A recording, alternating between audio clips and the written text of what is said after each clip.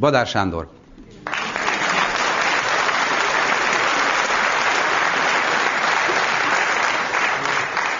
Jó estét kívánok! Hát én valóban szerepeltem reklámokban, de a reklámok közül nem szokott érdekelni másik fajta reklám, csak és kizárólag a TV Shop, ez a Home Shop reklámok, amit külföldön is tudok alkalmazni, mert ugye itthon megtanulom kívülről, és utána behelyettesítem a külföldi szavakat, és akkor beszélem a nyelvet. Ez csak abból a szempontból nagyon fontos, mert ugye az idén nyáron egy nagyon komoly trauma ért, nem utaztunk külföldre. Én nem tudom, hogy megfigyelték-e, hogy csak a magyar az az állatfajta, aki így évközben el tudja viselni a szűk környezetét valahogy, de ahogy eljön a nyár, mindenféleképpen külföldre kell menni nyaralni. De az idén hát olyan komoly válság volt, hogy ugye 3 részre osztotta az országot, ugye a pénztelenekre, az árvízkárosultakra, meg a segélyezőkre. Tehát ugye ezekre, és hát ugye voltak, akik ráadásul jótékonykodtak is. Én mind a 3-on részt vettem, mert hát elsősorban ugye hát olyan területen lakom, ahol a Duna 50 méterre van, tehát csak ki kellett nézni az ablakon egy fényképezőgéppel, és már is éreztem, hogy katasztrófa turista vagyok egyszerre, meg élvezője is az egésznek. De ha lementem a pincébe, akkor tudtam is, mert ott komplett akváriumok voltak, részek halakkal, mert a víz az borrá változott. A bort azt nagyapámtól örököltem. Ő borkereskedő volt, csak sokkal jobban szerette annál, hogy bárkinek eladta volna, és ugye ebből nekem otthon volt egy pincére való, és hát sajnos muszáj volt fölvenni a versenyt a halakkal, mert mentettem a menthetőt. De közben jótékonykodó is voltam, mert elhívtak bennünket a Szőkével Borsodba, ahol hát a víz sokkal nagyobb dolgokat művelt, és nagyon fontos volt, hogy ugye vigyünk magunkkal valami élményanyagot. Hát én előre föl akartam készülni, Aranyesi Peti barátomat hívtam föl, hogy mi a helyzet Miskolc környékén, mert már akkor hívtak bennünket, amikor még a víz nem is jött, hogy már menni kellene jótékonykodni. Azt mondta, hogy Miskolc környékén nagy a baj, azt mondja, a cigányok már kenúval mennek az Osonba vásárolni. Pedig zárva van, és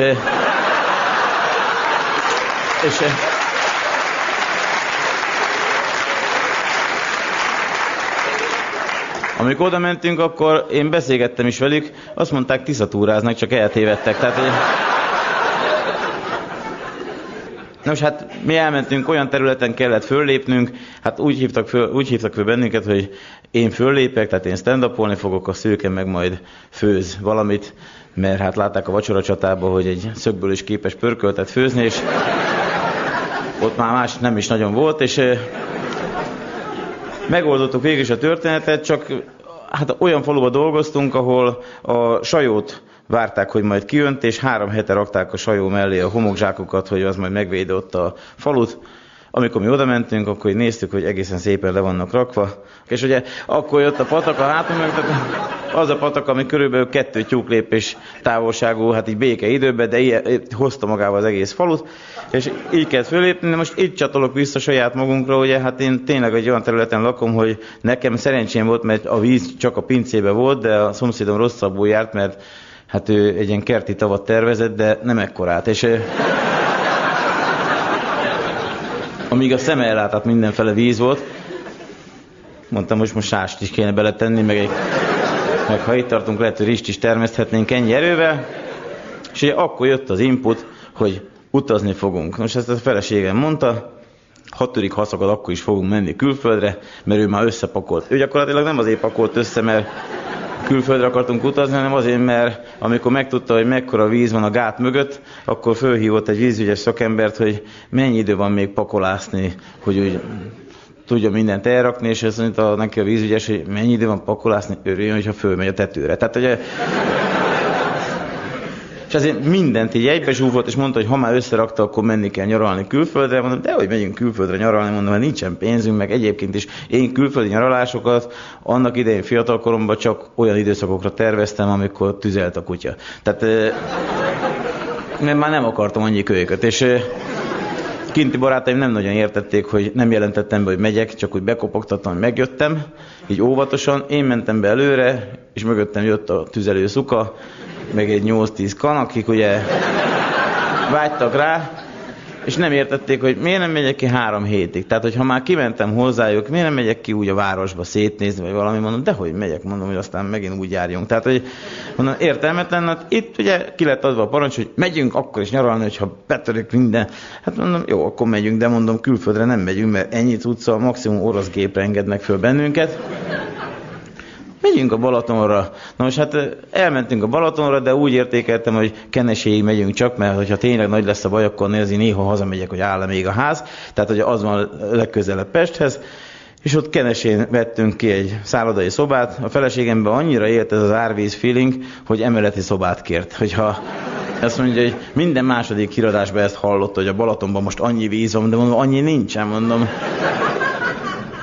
Jó, mondjuk, hát fürödni nem tudtunk, mert amikor elindultunk otthonról, akkor még 30 fok volt, amikor megérkeztünk 19, és hát én németet még nem láttam úgy, hogy a vízpartján csak úgy állt volna. Tehát, hogy mondja német, hogy annyira hideg a víz, hogy nem megy be, mondom. Azok, akik hozzá vannak szokva. Tehát mondom, akkor mi sem megyünk be, mert mondom, akkor lehet, hogy ezt úgy hívják, hogy korcsolyázás. És 1 hétig voltunk úgy a Balaton partján, hogy teljesen értelmetlen volt nyaralásnak nevezni, inkább telelésnek neveztem volna, mert álltunk az emeleti ablakba, néztük a Balatont, néztem, hogy látok-e még esetleg horgászt, aki befagyott, vagy valami ilyesmi.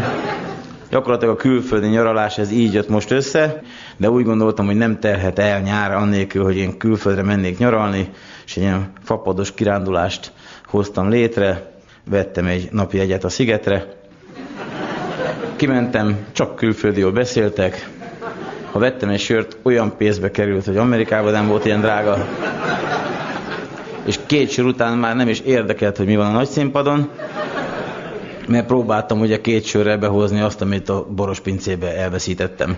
És ezáltal gyakorlatilag létrehoztam magamnak egy teljes happeninget, és hát egy ilyen túlvilági mosollyal jöttem ki, és mondtam, szigeten voltam. Tehát, hogy kérdezték, hogy milyen szigeten, mondom, a nevét nem tudom, mert nem mondták meg. De annyira egzotikus volt, hogy jövőre is ide megyünk. Köszönöm szépen a figyelmet.